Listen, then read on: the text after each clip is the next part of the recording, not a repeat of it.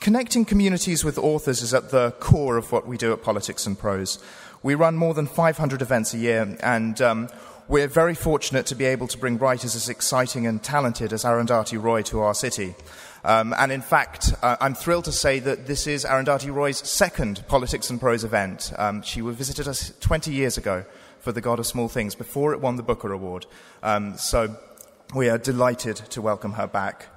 I'm going to keep the rest of my introduction brief because I suspect that almost everyone in this room could introduce Arundhati Roy if I gave them a microphone. Suffice it to say, though, that she is one of the most influential writers of our generation. Again, I'm sure that everybody here knows that her first novel, The God of Small Things, was a sensation, winning the Booker Prize in 1997, a huge accolade for any author, let alone for a debut. But even so, I don't think that captures the profound impact that her book had on the literary world. My favourite quote about the book comes from John Updike, writing in The New Yorker, who said that a novel of real ambition must invent its own language, and this one does. I'm delighted to be able to say Arundhati Roy's first novel, of course, instead of just Arundhati's novel, because now, 2 decades later, we have a second, The Ministry of Utmost Happiness.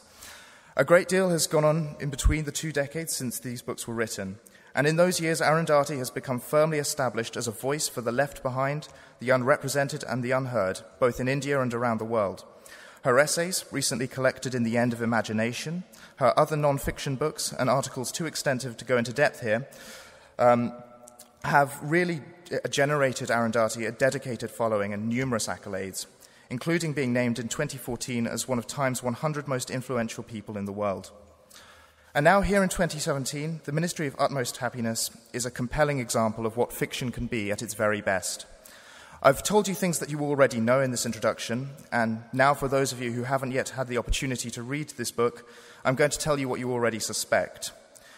It's an enormous challenge to create something so epic in scope, while maintaining a sense of intimacy between the reader and the characters on the page. But in The Ministry of Utmost Happiness, Arundhati Roy makes it seem effortless. She dives deep into the minds and the lives of her protagonists, unpacking their complexities and contradictions as they in turn navigate and sometimes even change and impact a perilous and unjust world. This has already been hailed as a novel about identity, politics, the winds of change, and of course India itself. But more fundamentally, I think that it is a story of human resilience. And Arundhati Roy always returns to those that this novel has been dedicated to, the unconsoled. I'm delighted to introduce Arundhati Roy, and would like to thank her for joining this evening. It truly is a privilege.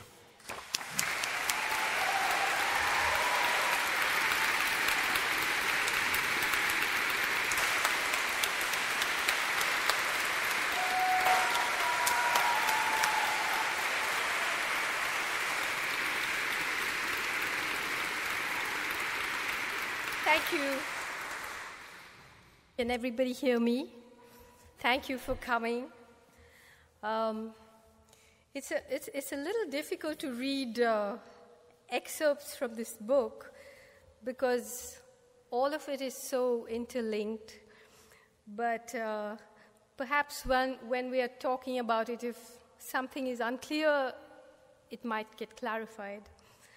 So I'm going to, because the book is not a linear narrative, I'm going to read something from towards the end and then end with something in the beginning, just to be difficult. So this chapter is called The Untimely Death of Miss Jubin, and the character called Musa, who I'll be reading about, is the father of a little girl called Miss Jubin, who along with her mother was shot dead in Kashmir and buried. And soon after that, for a whole lot of reasons, Musa actually is forced to go underground. So, and it's about Musa and an old friend of his called Tilo, who was his girlfriend when they were in college together. During his days as a fugitive, Musa moved from place to place, never the same place on consecutive nights. There were always people around him, in forest hideouts, in businessmen's plush homes, in shops, in dungeons, in storerooms, wherever the Tehreek, that's the uprising, was welcomed with love and solidarity. He learned everything about weapons, where to buy them, how to move them, where to hide them, how to use them. He developed real calluses in the place where his father had imagined phantom ones, on his knees and elbows, on his trigger finger. He carried a gun, but never used it. With his fellow travelers, who were all much younger than him, he shared the love that hot-blooded men who would gladly give their lives for each other share. Their lives were short. Many of them were killed, jailed, or tortured until they lost their minds. Others took their place. Musa survived purge after purge. His ties to his old life were gradually and deliberately erased. Nobody knew who he really was. Nobody asked. He did not belong to any one particular organization. In the heart of a filthy war, up against a bestiality that is hard to imagine, he did what he could to persuade his comrades to hold on to a semblance of humanity, to not turn into the very thing they abhorred and fought against. He did not always succeed, nor did he always fail. He refined the art of merging into the background, of disappearing in a crowd, of mumbling and dissembling, of burying the secrets he knew so deep that he forgot he knew them. He learned the art of ennui, of enduring as well as inflicting boredom. He hardly ever spoke. At night, fed up with the regime of silence, his organs murmured to each other in the language of night crickets. His spleen contacted his kidney. His pancreas whispered across the silent void to his lungs. "Hello, can you hear me? Are you still there?" He grew colder and quieter. The price on his head went up very quickly from 1 lakh to 3 lakhs. When 9 months had gone by, Tilo came to Kashmir. Tilo was where she was most evenings, at a tea stall in one of the narrow lanes around the dargah of Hazrat Nizamuddin Aulia on her way back home from work, when a young man approached her, confirmed that her name was S. Tilotama, and handed her a note. It said, "Ghat number 33, H.B. Shaheen, Dal Lake, please come, 20th. There was no signature, only a tiny pencil sketch of a horse's head in one corner. When she looked up, the messenger had vanished. She took 2 weeks off from her job in an architecture firm in Nehru Place, caught a train to Jammu and an early morning bus from Jammu to Srinagar. Musa and she had not been in touch for a while. She went because that's how it was between them. She had never been to Kashmir. It was late afternoon when the bus emerged from the long tunnel that bored through the mountains, the only link between India and Kashmir. Autumn in the valley was the season of immodest abundance. The sun slanted down on the lavender haze of saffron crocuses in bloom. Orchards were heavy with fruit. The chinar trees were on fire.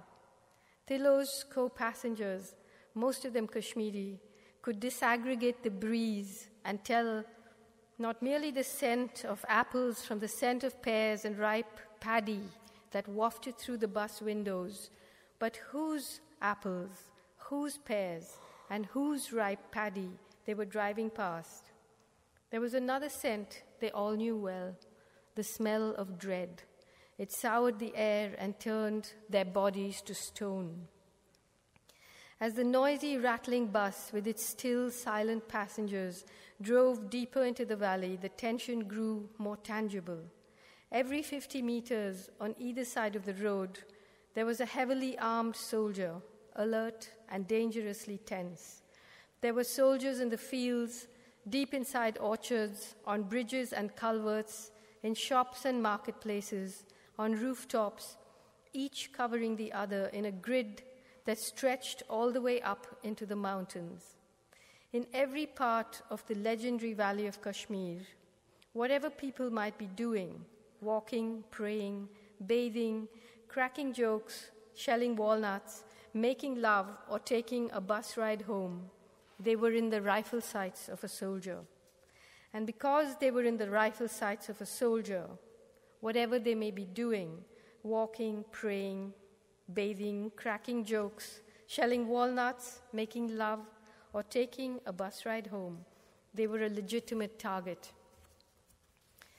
At every checkpoint, the road was blocked with movable horizontal barriers mounted with iron spikes that could shred a tire to ribbons.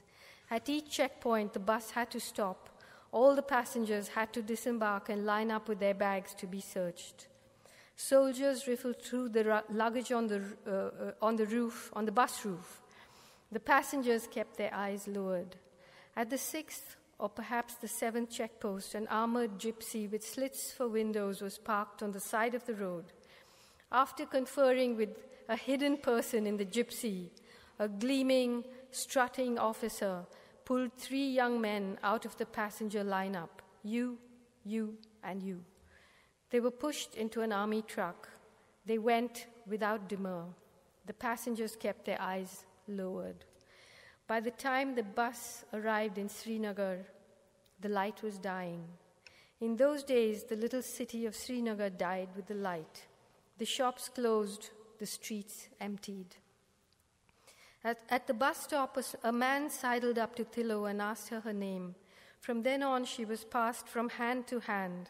An auto rickshaw took her from the bus stand to the boulevard. She crossed the lake in a shikara on which there was no sitting option, only a lounging one. So she lounged on the bright floral cushions, a honeymooner without a husband. It was to make up for that, she thought, that the bright flanges of the boatman's oars which pushed through the weeds were heart-shaped. The lake was deadly quiet. The rhythmic sounds of oars in the water might well have been the uneasy heartbeat of the valley. Pliff, pliff, pliff. The houseboats anchored next to each other, cheek by jowl, on the opposite shore. HB Shaheen, HB Jannat, HB Queen Victoria, HB Derbyshire, HB Snowview, HB Desert Breeze, HB Zamzam, HB Gulshan, HB New Gulshan, HB Gulshan Palace, HB Mandalay, HB Clifton, HB New Clifton were dark and empty. HB, the boatman told Tilo when she asked, stood for houseboat. HB Shaheen was the smallest and shabbiest of them all. As the shikara drew up, a little man, lost inside his worn brown ferran that almost touched his ankles, came out to greet Tilo. Later she learned his name was Gulrez. He greeted her as though he knew her well, as though she had lived there all her life and had just returned from buying provisions in the market. His large head and oddly thin neck rested on broad, sturdy shoulders. As he led Tilo through the small dining room and down a narrow carpeted corridor to the bedroom, she heard kittens mewling. He threw a sparkling smile over his shoulder like a proud father, his emerald wizard eyes shining. The cramped room was only slightly larger than the double bed covered with an embroidered counterpane. On the bedside table, there was a flowered plastic tray with a filigreed bell metal water jug, 2 colored glasses, and a small CD player. The threadbare carpet on the floor was patterned. The cupboard doors were crudely carved. The wooden ceiling was honeycombed. The waste paper bin was intricately patterned papier-mâché. Tilo looked for a space that was not patterned, embroidered, carved, or filigreed to rest her eyes on. When she didn't find one, a tide of anxiety welled up in her. She opened the wooden windows, but they looked directly onto the closed wooden windows of the next houseboat, a few feet away. Empty cigarette packets and cigarette stubs floated in the few feet of water that separated them. She put her bag down and went out to the porch, lit a cigarette, and watched the glassy surface of the lake turn silver as the first stars appeared in the sky. The snow on the mountains glowed for a while like phosphorus. even after darkness had fallen. She waited on the boat the whole of the next day, watching Gulrez dust the undusty furniture and talk to purple brinjals and big-leaved haq in his vegetable garden on the bank just behind the boat. After clearing away a simple lunch, he showed her his collection of things that he kept in a big yellow airport duty-free shopping bag that said, "See, buy, fly." He laid them out on the dining table one by one. It was his version of a visitor's book. An empty bottle of Polo aftershave lotion, a range of old airline boarding passes, a pair of small binoculars, a pair of sunglasses from which one lens had fallen out, a well-thumbed Lonely Planet guidebook, a Qantas toilet bag, a small torch, a bottle of herbal mosquito repellent, a bottle of suntan lotion, a silver foil card of expired diarrhea pills, and a pair of blue Marks & Spencer's ladies' knickers stuffed into an old cigarette tin. He giggled and made his eyes sly as he rolled the knickers into a soft cigar and put them back in the tin. Tilo searched her sling bag and added a small strawberry-shaped eraser and a vial that used to contain clutch pencil leads to the collection. Gulrez unscrewed the little cap of the vial and screwed it back on, thrilled. After contemplating the matter for a while, he put the eraser in the plastic bag and pocketed the vial. He went out of the room and came back with a postcard-sized print of a photograph of himself holding the kittens in the palms of his hands that the last visitor on the boat had given him. He gave it to Tilo formally, holding it out with both hands, as though it were a certificate of merit being awarded to her. Tilo accepted it with a bow. Their barter was complete. In a conversation in which her hesitant Hindi encountered his halting Urdu, Tilo figured out that the muzkak that Gulrez kept referring to was Musa. He brought out a clipping of an Urdu newspaper which had published photographs of all those who had been shot on the same day as Miss Jabin and her mother. He kissed the cutting several times over, pointing to a little girl and a young woman. Gradually, Tilo pieced together the semblance of a narrative. The woman was Musa's wife, and the child was their daughter.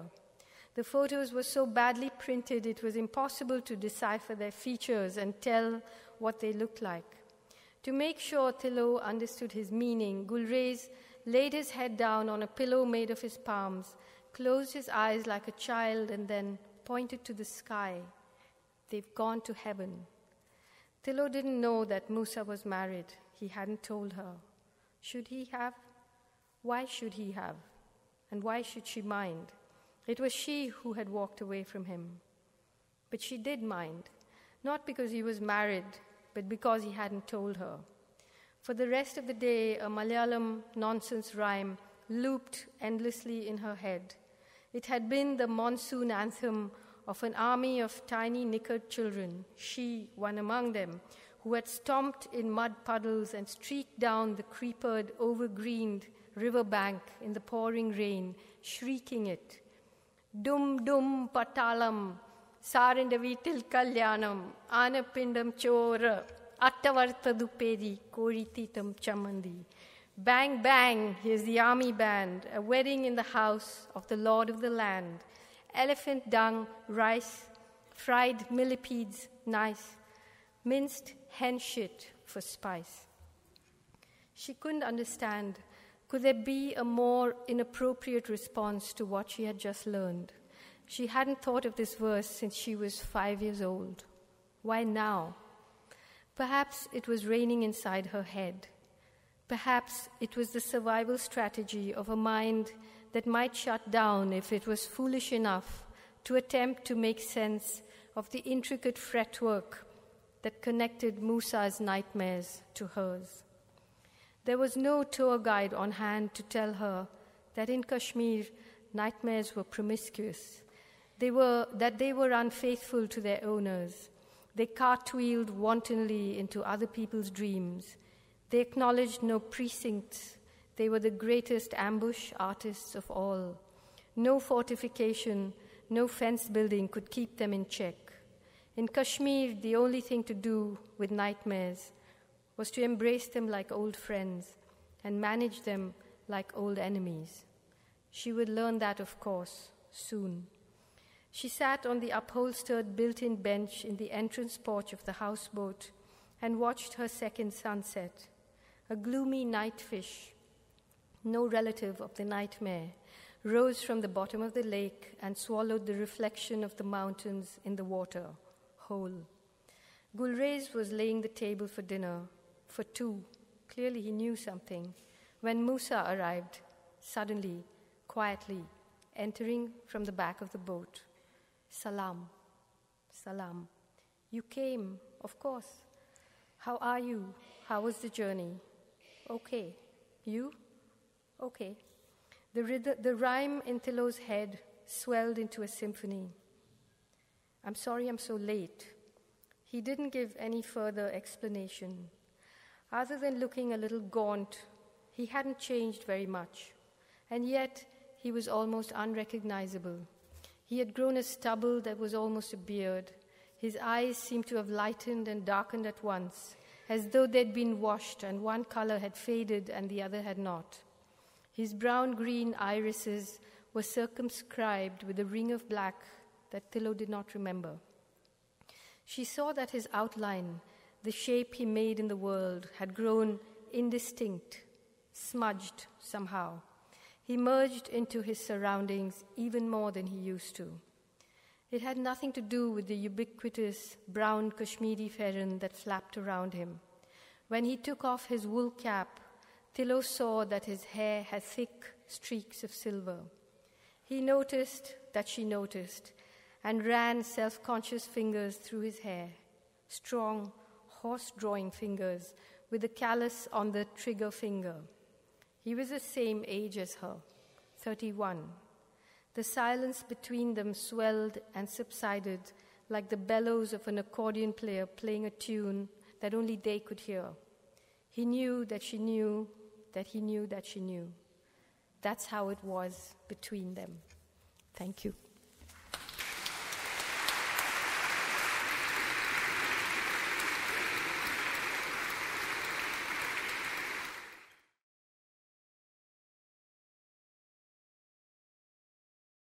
Oh, he says he says he gathers I had a story about Donald Trump, specific to Delhi. Last year or a few months ago, I don't know when, I don't recall exactly when, but I think it was before the elections happened. There was in fact, in a place where a lot of the book is set, a place called Jantar Mantar, a group of very fiercely right-wing Hindu nationalists had gathered to celebrate Donald Trump's birthday. So they had a cardboard cutout of him, and they had a cake, and they were feeding the cutout the cake. And a TV channel was there, and they asked him, "What are you doing here?" So they said, "Oh, we are here to celebrate the birthday of Donald Duck." So yeah.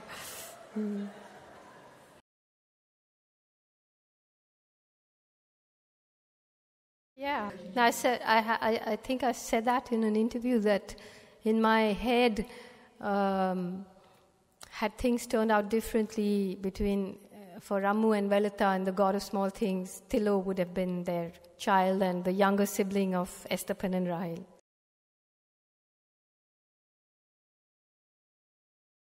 There's a part in this book that talks about exactly that. One of the characters in this book talks about how what India is doing in Kashmir, Pakistan is doing in Balochistan, what is happening in Bangladesh, and he says we have a species problem, So it's there in the book, and the thing is that I haven't done a reading in India because because, the last time I released a book, they came and a group of men came and smashed up the stage, and now the ruling party has made them spokespersons, those very same gentlemen. So there isn't any point in giving them a platform, and where I do readings doesn't mean that that's where the book is read.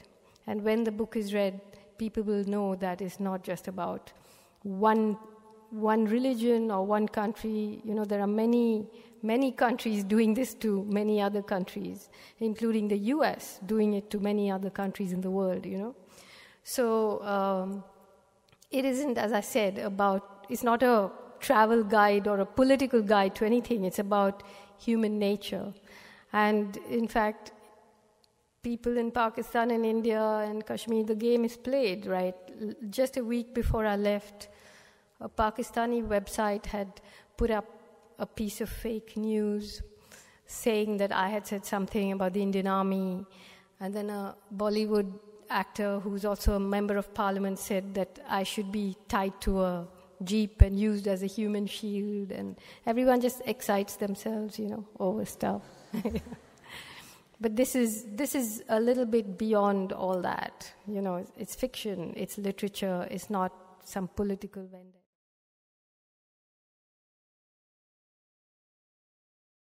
You shouldn't ask me, that's for sure. I don't know. But you should just insist on being fully happy with your book before you let it out, yeah.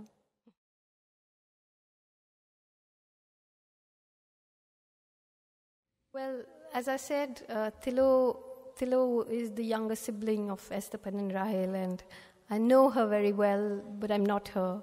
And as a writer, I truly cannot be partial to any of the characters in the book, not even the smallest or the biggest, not even the really wicked ones. In fact, one of the people in this book who doesn't get mentioned that often somehow, but who I actually spent a lot of time with, is a character whose name is Biplab Dasgupta, and he's a very sophisticated bureaucrat who works with the Intelligence Bureau, and is just on the other side of the line in a way, politically, from the way I see myself, but so intelligent, so sophisticated, and as a creator of a character in fiction, you have to almost go crazy thinking of someone who's outside your own head, but he's inside my head now, Yeah. So as I said, the structure just circles around itself. And in fact, this is a book where homes are graveyards, where the dead are sometimes alive, where the borders between people and animals, between the living and the dead, between male and female inside a body, between Dalits and converting to Islam, between caste, between borders run through every character and every place in the book. So you have a graveyard in Delhi where one of the main characters, Anjum, builds a guest house called Jannat, which means, of course, in Urdu, paradise. And then you have the paradise of Kashmir, which people call Jannat, which is covered with graveyards. So it's a book about porous borders and strange homes and impossible mothers and babies that appear without warning.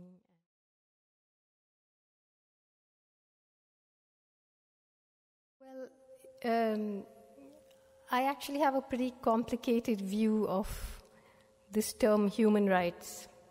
And I'm not ever happy by being described as a human rights activist, because I feel human rights is again, a new term which somehow has reduced what used to be the idea of justice to human rights. Human rights are contained within justice. But when you just reduce the grand idea of justice to human rights and get into an atrocity analysis, the government did this, the guerrillas did that, the militants did this, you actually remove politics from it. So, I've actually written at length about why I'm neither a political activist or a social activist or a human rights activist, because, even this word activist is a new word. When earlier in the day, writers would write about politics, would write about the societies they lived in, they were not called activists, because that's what writers did.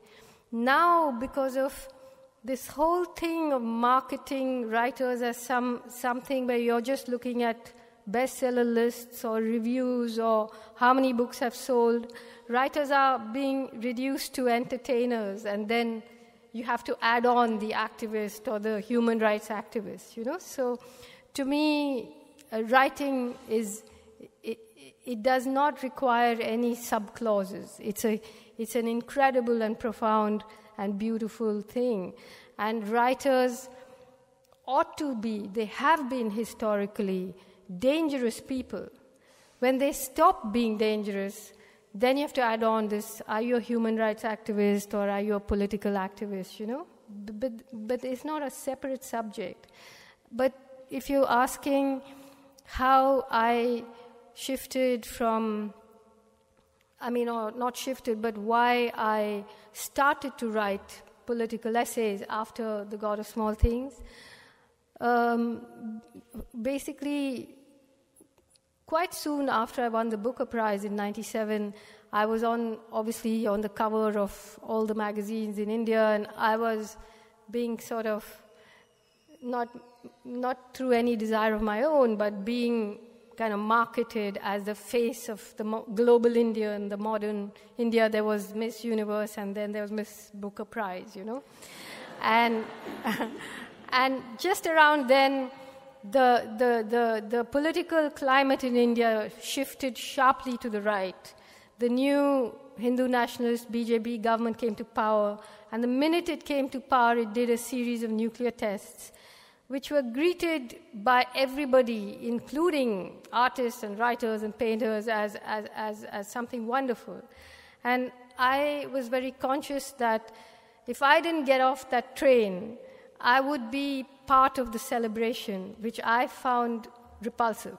The whole discourse of what was acceptable to be said, even if it was hypocritical earlier and was done, it was not acceptable to say those kinds of things, but it became acceptable after the nuclear tests. And so I wrote an essay called The End of Imagination, which had me very quickly kicked off the pedestal of the face of the new India and so on. But then I traveled to what I consider to be the real India, and it began 20 years of writing the things I've written.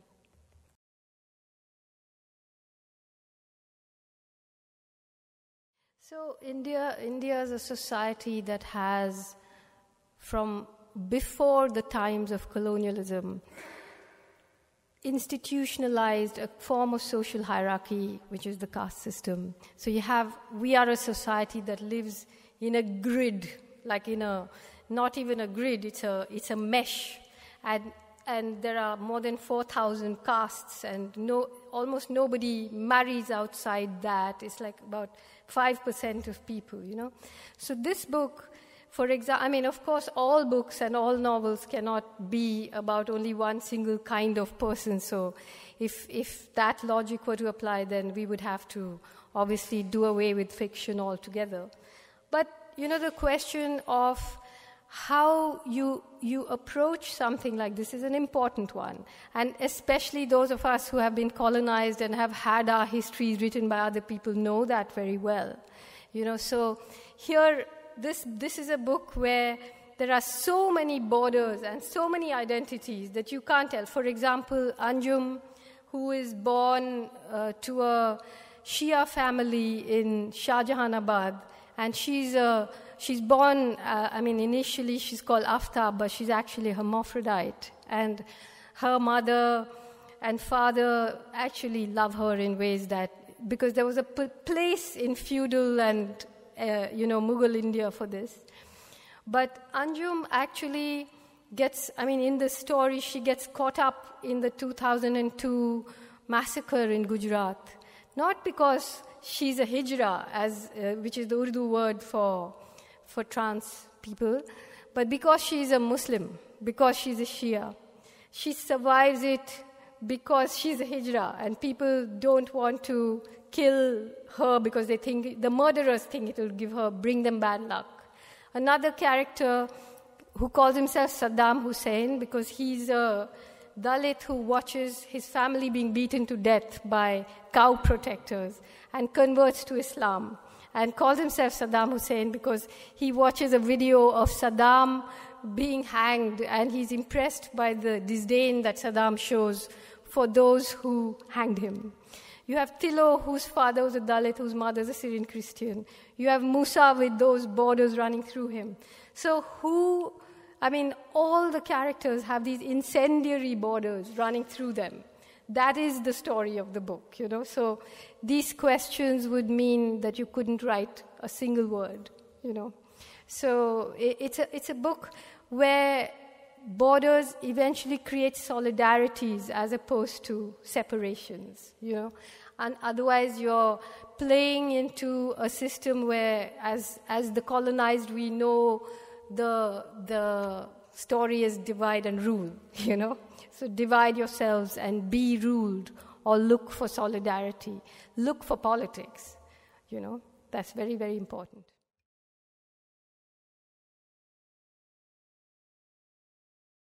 Look, I am a genetically constructed optimist, So I don't really think that the battle is lost or that there's a last bastion. I think that, since the early 1920s, we had a political formation to which the Prime Minister of India belongs and called the RSS, which has very openly said that they believe that India should be declared a Hindu nation, just as Pakistan has declared itself an Islamic republic in 1947.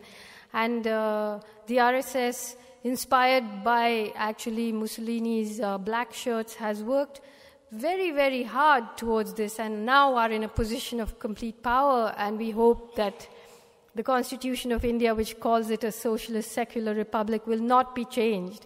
There's a huge assault on all forms of minorities and so on. But there's also a lot of people, let's say we are with our backs against the wall, but I don't think the fight has ended. I think there are a lot of people that will, at some point when they get over the shock of what has happened, stand up again, so all is not lost. All right. Okay, so I'm going to end with a reading, just a 5-minute one. Being a church, this chapter is called The Nativity. It was peacetime or so, they said. All morning, a hot wind had whipped through the city streets, driving sheets of grit, soda bottle caps, and beady stubs before it, smacking them into car windscreens and cyclists' eyes. When the wind died, the sun, already high in the sky, burned through the haze, and once again the heat rose and shimmered on the streets like a belly dancer. People waited for the thunder shower that always followed a dust storm, but it never came. Fire raged through a swathe of huts huddled together on the river bank, gutting more than 2,000 in an instant. Still the amaltas bloomed, a brilliant, defiant yellow. Each blazing summer it reached up and whispered to the hot brown sky, "Fuck you." She appeared quite suddenly, a little after midnight. No angels sang, no wise men brought gifts, but 1,000,000 stars rose in the east to herald her arrival. One moment she wasn't there, and the next, there she was on the concrete pavement in a crib of litter, silver cigarette foil, a few plastic bags and empty packets of Uncle Chips. She lay in a pool of light under a column of swarming, neon-lit mosquitoes, naked. Her skin was blue-black, sleek as a baby seal's. She was wide awake but perfectly quiet, unusual for someone so tiny. Perhaps in those first short months of her life, she had already learned that tears, her tears at least, were futile. A thin white horse tethered to the railing, a small dog with mange, a concrete-colored garden lizard, 2 palm-striped squirrels who should have been asleep, and, from her hidden perch, a she-spider with a swollen egg sac watched over her. Other than that, she seemed to be utterly alone. Around her, the city sprawled for miles, 1,000-year-old sorceress, dozing but not asleep even at this hour. Gray flyovers snaked out of her Medusa skull, tangling and untangling under the yellow sodium haze. Sleeping bodies of homeless people lined their high, narrow pavements, head to toe, head to toe, head to toe, looping into the distance. Old secrets were folded into the furrows of her loose parchment skin. Each wrinkle was a street, each street a carnival, each arthritic joint a crumbling amphitheater where stories of love and madness, stupidity, delight, and unspeakable cruelty had been played out for centuries. But this was to be the dawn of her resurrection. Her new masters wanted to hide her knobby, varicose veins under imported fishnet stockings, cram her withered tits into saucy padded bras, and jam her aching feet into pointed, high-heeled shoes. They wanted her to swing her stiff old hips and reroute the edges of her grimace upwards into a frozen, empty smile. It was the summer Grandma became a whore. Thank you.